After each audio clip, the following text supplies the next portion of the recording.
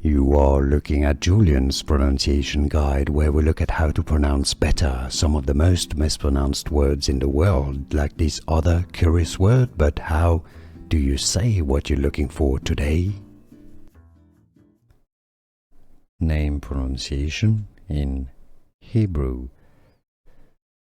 It is pronounced, the name of this Israeli politician is pronounced as Shimon Peres, former Prime Minister of Israel, Shimon Peres, or in English it's generally said as Shimon